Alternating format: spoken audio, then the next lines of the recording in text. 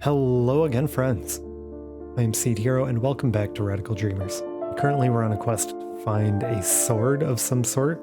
The sword is supposed to be a key, so that we can somehow get past the death room.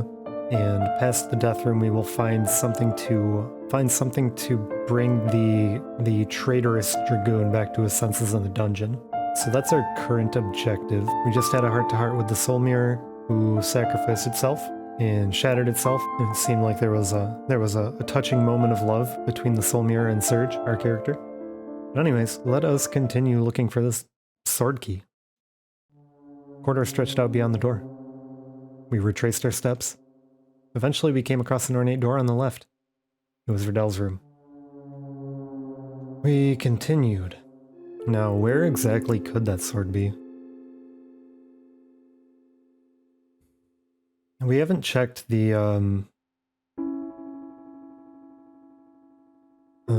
we haven't checked the clock tower in a very long time, so I think we're gonna head there.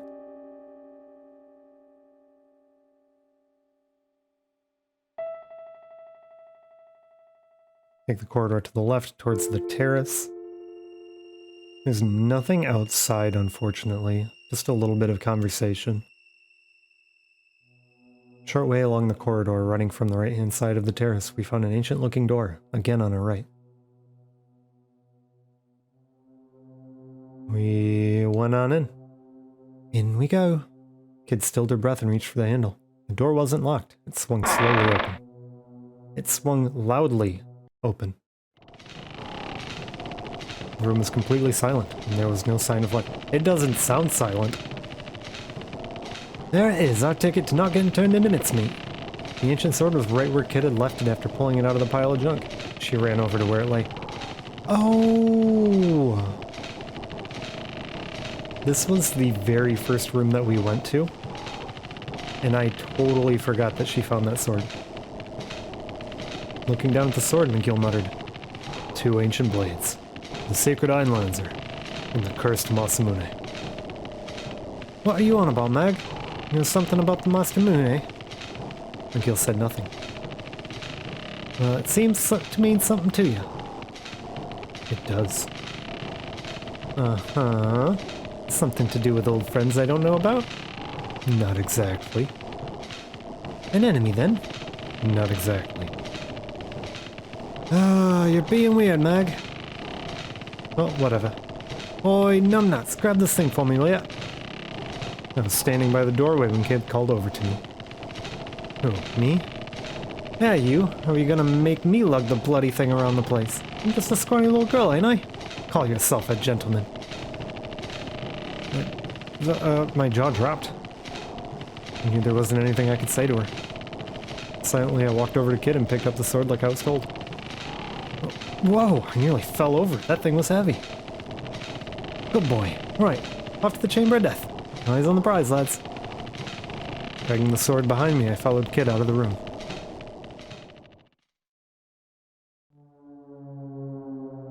The door led back into the corridor, which stretched off to the left and right. Rightward lay the depths of the manor. On the way to our left, back to the terrace. Going down the corridor because over here is the death room. Sturdy looking door on our left. This is the treasure room, which we don't care about.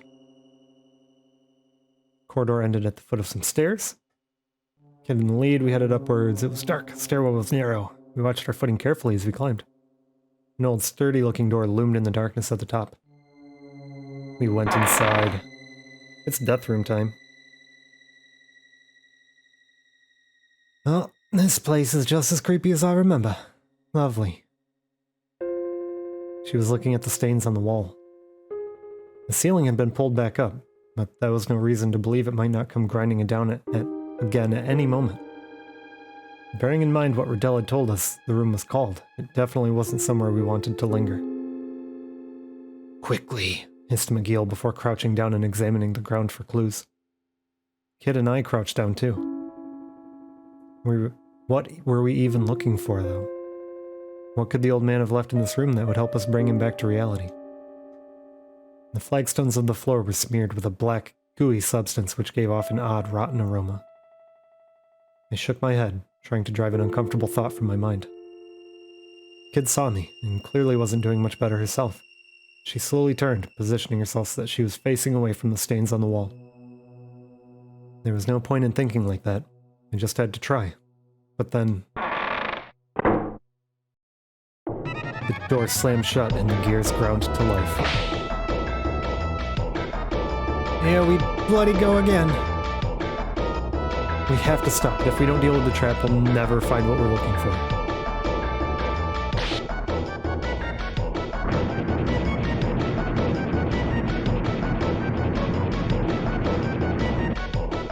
Or we could just watch it come down. The ceiling sank lower and lower. We ducked our heads, desperately trying to avoid the blades that jutted out from the bottom. Kid looked at me and screamed, "The sword! Use the Einlanzer!" What? How do you use a sword? I plunged it into the ceiling. Now let's see if this legendary sword can smash through the ceiling. I jabbed the Einlanzer upward with all my might. Clang! Pinged hard off the countless blades flashing down from above, throwing me to the floor. Oh! My hands numb from the shock, I haltingly regained my grip on the hilt. Plunged it into the ground. There, drove the sword into the floor with all my might. A shock ran through the room. Beams of light scattered from the blade, covering the floor and walls and then racing upward. The ceiling gave an almighty judder, then stopped. We made it. I sank to the floor helplessly, my heart racing. Hey, what's that? Kid was pointing at part of the wall. It was where we'd seen the message written in blood. Guess we found what we were looking for. Part of the wall had collapsed, revealing a cavity behind what had looked like a piece of solid stone. Inside, I could see something glinting faintly in the darkness. Kid reached in with her fingertips, carefully extracting whatever it was from within. It was a slender ring with a delicately engraved design that looked like overlapping ferns. The ring was adorned with several small rubies in a pattern that resembled a bunch of grapes. The crest of Acacia. This must be an Acacian signet. Kit put the ring on her middle finger, where it sat uneasily. It didn't seem to be her size, and the rubies gave off an eerie glint. Right, let's not spend any more time in here than we have to. We managed to foil the trap and retrieve the Acacian signet. I left the Einlanzer where it stood, and we exited the room. With Kid in the lead, we headed downstairs. I'm going to skip ahead. We are going to the dungeon. Kid stopped in her tracks, her senses clearly tingling. Miguel and I were right behind her and immediately realized that something was very wrong. We could hear a faint whispering as if a spell were being cast. A faint light was emanating from a monster sitting crouched on the flagstones ahead. A long, bony finger traced strange shapes in the tiles. A demon! I pulled out my knife and ready myself to confront it. I went in for it with my knife. Made a dash to one side, of her, lifting my dagger as I went. Tore through the paper-thin skin. It was only a flesh wound. Bloody thing's laughing at us! And it was too, chuckling maniacally in a way that made me deeply uneasy. I raised my knife again and prepared myself for the worst. My eyes met the demons, and it was then that I saw it. There was a twinkle behind them. I couldn't tear my gaze away. Its chuckle grew to a belly laugh as it peered into the very depths of my soul. And then just like that, it had muttered a few words and melted into the shadows. The seconds before it had towered over us, now not a trace of it remained. What was that all about? Why would it just disappear mid-fight? Guess it had someplace else to be. Kid gave a shrug, doing her best to at least feign indifference. But I couldn't shake the sense of unease that had filled me, and peered uneasily at the darkness into which the vile creature had disappeared. Wait a second. What's that? There was a leather bag on the ground, containing some recently cooked meat. Lucky me. Bit into the meat without a hesitation. After devouring the unexpected windfall, I felt a little better. Kid doesn't get any. I was doing great. I felt like nothing could stop me. Maybe you ain't such a drongo after all.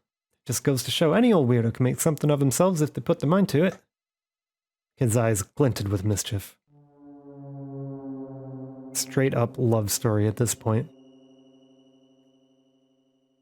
We continued down the corridor, eventually reaching an old, rather sturdy looking door. This place again. I hoped this was the last time I'd have to come here. Into the dungeon we go. Who feeds this man? Looks like they're feeding him out of like a dog bowl. Having retrieved the Acacian signet, we returned to the old man's cell. As soon as we got there, McGill took a step forward and grabbed onto the bars. They creaked and groaned as he heaved at them, gritting his teeth as he summoned every ounce of his might. Slowly, they bowed apart. He stepped into the cell through the gap, and Kid and I followed. The old man was exactly as we had left him, staring into space and muttering meaningless words. Kid walked over to him and crouched down. She grabbed the him by the collar and yelled at the him. "Wakey, wakey, Granddad! We got a few questions for you. Here, get an eyeful of this. Ring any bells, Kid waved the Acacian signet in his face, shaking him roughly all the while. The old man's head lolled as he limply allowed himself to be manhandled. I asked McGill. I don't want to try to do it. I looked at McGill in horror. Is this how we're going to break through his shell? Fear not. This approach is as good as any. But do we even have the right to drag the poor man back into reality like this? Hasn't he suffered enough? I am prepared to do anything to achieve our goal. McGill stared right through me with that ice-cold gaze. Oh, an Acacian signet, a symbol of our vows, bestowed only upon sworn Acacian dragoons. A low voice, almost a moan. I spun around in surprise. His eyes began to cloud once more. So my former allies have finally come for me. I am to blame. It is because of my indiscretion that the frozen flame was stolen, and that of all the Acacian dragoons, only I remain here in the manor. But now all is well, for you have returned. Oh, Melgid, Zoranda, where have you been all this time? Did you return to Lake Stoic? Never mind all that, Granddad. Where's the frozen flame? Give us a clue, anything. Come on, out with it. Couldn't decide if kids sounded more annoyed or more desperate. The frozen flame. The old man looked momentarily confused. And then a wan smile crossed his face. My word, Lady Riddel. It has been far too long since I last had the pleasure. Why, you need only turn the third candlestick from the left as you enter the main hall. That will open the underground vault, as you know. Kid wrapped her arms around the old man and held him tight. And then in a trembling voice, she whispered, I'm sorry. I promise we'll get it back. The man recoiled in horror, then began to sob once more. I am to blame. It's all my fault. Forgive me. Forgive me. Look, if you want to get out of here, now's your chance. But it was no use. He was too busy cowering and wailing to hear me. We're done here, Serge. We can't help him. And there's things we need to be doing. Thank you, I whispered to the old man before following Kid and McGill out of the dungeon.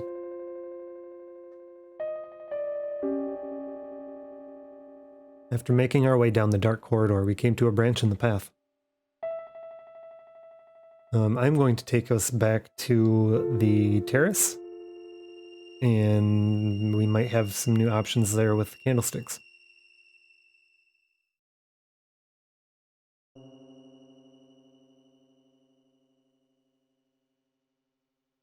After a short walk down the corridor, the terrace came into view. Let's go out onto the terrace.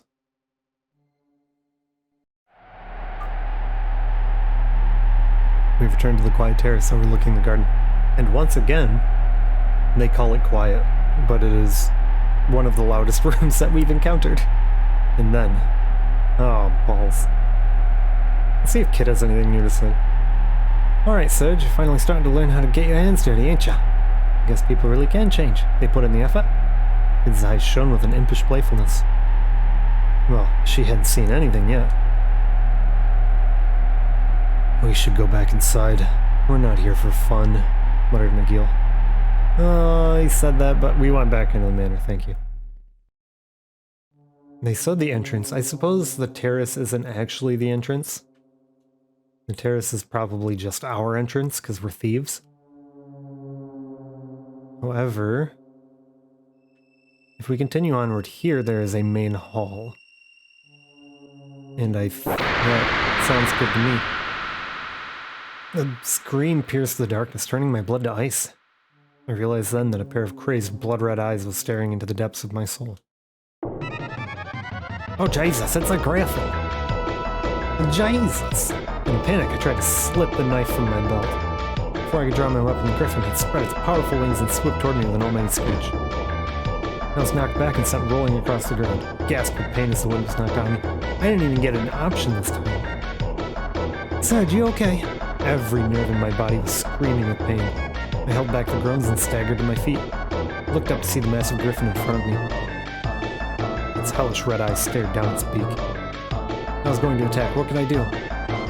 It was going to attack. Let's duck. Almost by reflex, I ducked the attack.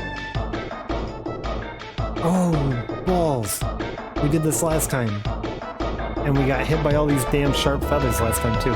Griffon suddenly beat its white wings wildly, sending a barrage of razor-sharp feathers flying right at me. But fortunately, every single one of them flew clean over my head. Why is it different this time? It had been a close shave. I rose to my feet and faced the Griffon again. As the beast's mad red eyes glared at me, I desperately tightened my grip on my knife. I attacked. I reversed my grip on the knife and plunged it into the Griffon's neck with all my might. The beast screamed and contorted with agony. I'd done it. I landed a blow, and a telling one at that. The Griffon shook its head with rage. I pulled my knife, then rolled away from it. Quickly got back to my feet and readied myself to attack again. As the beast's mad red eyes glared at me, I desperately tightened my grip on the knife. I tried to defend myself. Keeping a safe distance from the Griffon, I looked over to check on the others. Getting some breathing space allowed me a moment to refocus. My wounds didn't feel bad, as I first thought. Oi, Sibs, this ain't a spectator sport, shouted Kid as she gracefully dodged an attack. The Griffon left itself open and she quickly moved in to land a decisive punch right in the base of its wings. The beast beat its wings awkwardly. She'd clearly damaged something vital. This is my chance to follow up with the clinch shot. I crouched down, circling towards its blind spot, only for the accursed creature to spin around and face me. I was going to attack. What could I do? I moved in close. Almost by reflex, I jumped in close to the Griffon's body. It suddenly beat its wing wildly, sending a barrage of razor-sharp feathers flying right at me. Oh, feathers got us this time. I rolled away and put some distance between us and quickly pulled out the feathers that had stuck to me. And turned to face the Griffon again. As the beast's mad red eyes glared at me, I desperately tightened my grip on my knife. I attacked this time. Reversed my grip on the knife and plunged it into the Griffon's neck with all my might. The Griffon's body contorted with agony and then stiffened, and suddenly became completely rigid. Its eyes rolled into the back of its head and it fell to the ground with an almighty crash. We'd done it. We'd actually defeated a Griffon. Phew! I fell to my knees, overwhelmed by what I'd just gone through. Glad it was all over.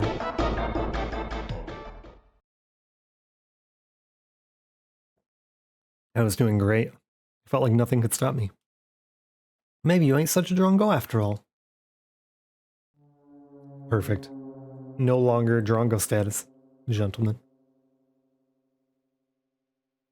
Continued onward, past where the stairs in the side passage emerged into the main corridor. Found ourselves in front of some ornate double doors. This was the main hall of the manor.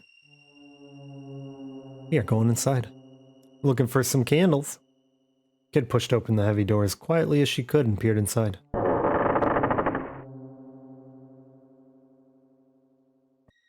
Looks like the coast is clear. We stepped into the main hall.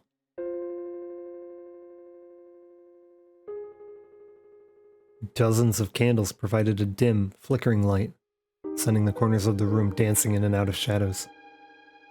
The great hall was filled with heavy silence, a silence unbroken save for the ticking of a large clock that slowly counted the passage of time, as if waiting for something. Several portraits glared down at us with cold eyes. We moved through the feeble glow of the candles. Third candlestick from the left, whispered Kid. 1, 2, 3. There. She reached out towards it. I held my breath as I watched. Say your prayers, Lynx. We're coming for you. Kid turned the candlestick. The room trembled with a sudden rhythmic rumbling sound, as if a massive gear was turning. What's that? For a moment I felt a strange sensation, as if I was floating. Do you feel that? It started to stagger. The entire room seemed to be moving downward. Came the reply from McGill. I couldn't quite believe it, but I also couldn't deny the feeling of downward motion. The main hall was sinking into the earth. And then another rumble. The room's descent rapidly accelerated. Cold sweat dripped from my back. My heart filled with a mixture of fear and anticipation. What was waiting for us down there? The frozen flame. The prize at the end of this little adventure. What was it, really? Would it live up to our expectations? I tightened my fists, which were slick with sweat. What were Kid and McGill thinking? The room remained veiled in silence.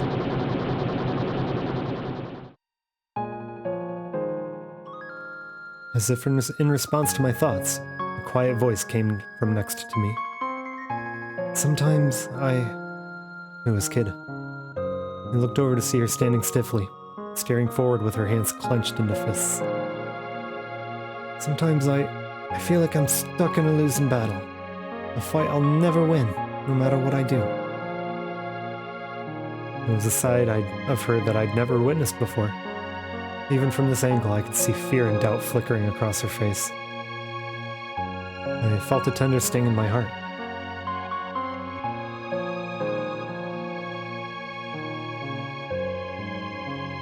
I want to just be all encouraging, but at the same time, I want to know more of what's going through her head, so we need to ask, what are you fighting? What are you fighting against? Good question. Fate, maybe? Life, even?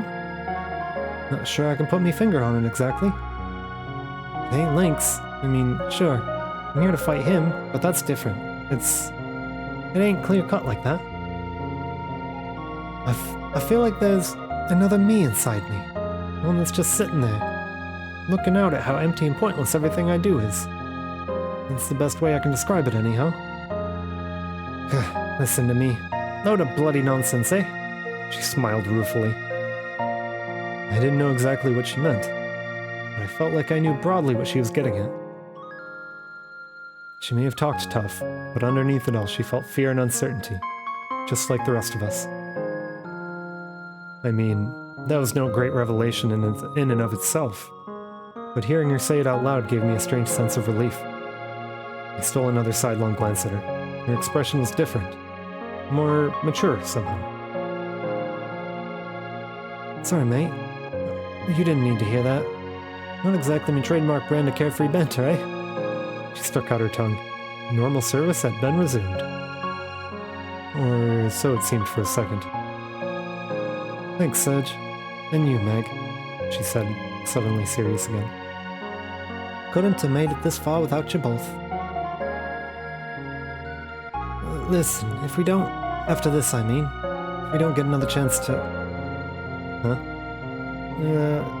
You know what? Forget it. She closed her eyes and forced a smile.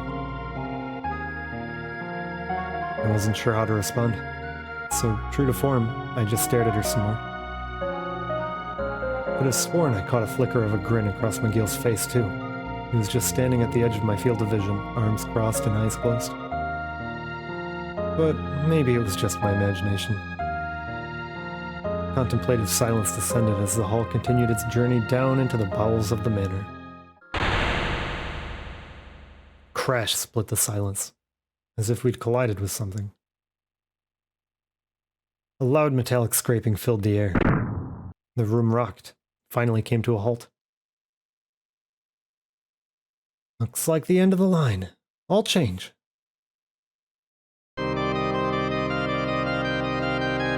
The swelling grandeur of the organ suddenly filled the air.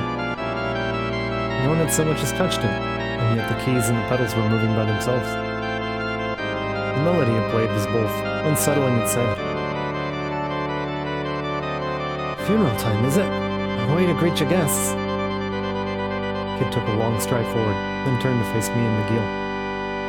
Come on, let's go. McGill and I gently nodded our assent. Kid grinned, then turned back to the door. I'm coming for you, Lynx. This is the end for you. And with that, she led us from the hall.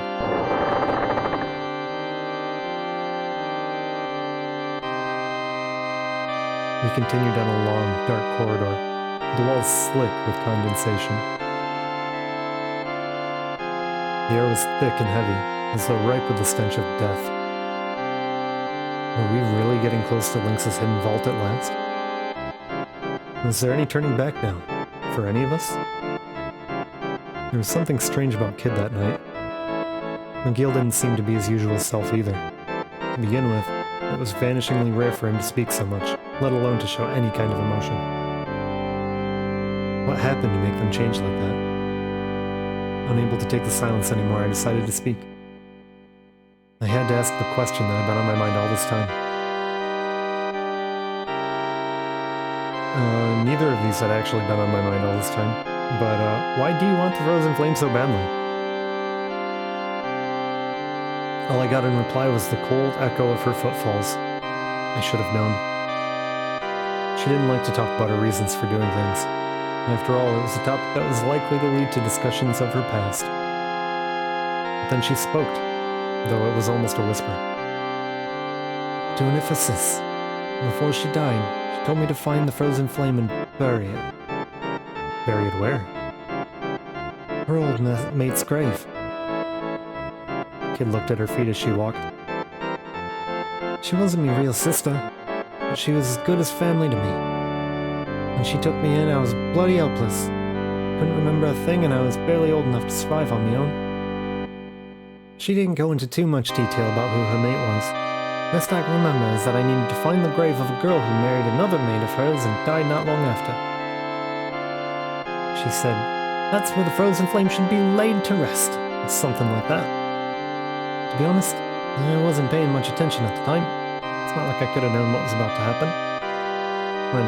When she disappeared and I realized she wasn't coming back though, I swore I'd make good on what she asked me to do. I'd nab the frozen flame from that rat bastard Lynx and get my revenge. Kid's eyes almost seemed to glow with heat in the cold night air. I'll make him pay for everything he's done. No matter what it takes. Even if it kills me. And then she fell silent. Sorry, kid. I didn't mean to bring up something so painful. There was a pause before she replied. Nah, you're alright. I should have said something sooner. Before I roped you into this. Sorry. Silence reigned supreme as I fumbled around to try and find something to say in reply. But all that filled the darkness of the corridor was the sound of yet more footsteps. Suddenly, McGill stopped in his tracks. Wait! Huh? Kid turned around, puzzled. Just then, a powerful light surged across the floor, and a ring-shaped sigil appeared. Damn it, a blood circle! Kid and McGill were at least quick enough to try to jump clear. They weren't quite quick enough. The three of us were trapped in a circle of blinding light.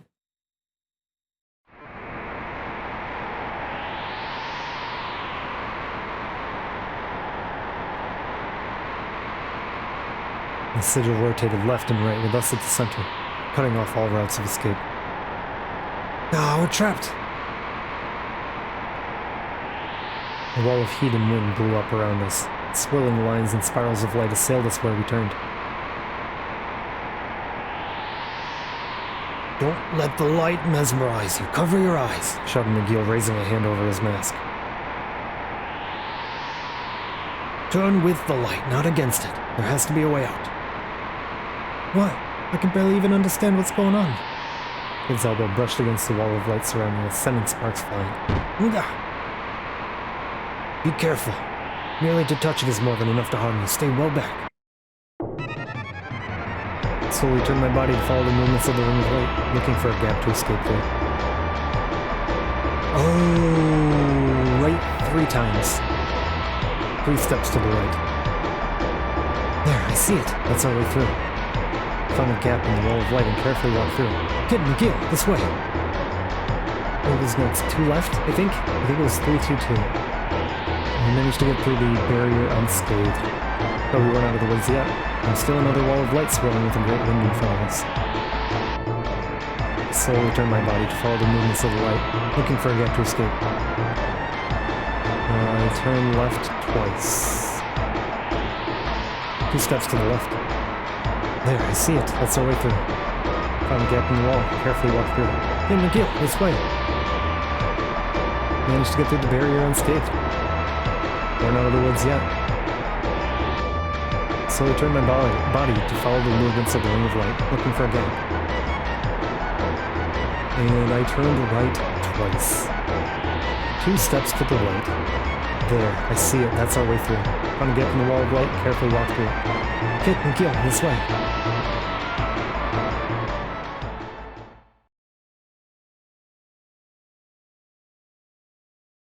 Suddenly, my body felt light, and I staggered 2 or 3 steps forward. Guys, I can't remember what I had for breakfast this morning, but the 3 right, 2 left, 2 right that we learned a couple days ago, don't worry, I got that on lock. We were back in the deserted passageway that we'd been walking down before the blood circle had appeared. The sigil had vanished from the floor and everything was silent, as if nothing had ever been amiss. Then I looked up.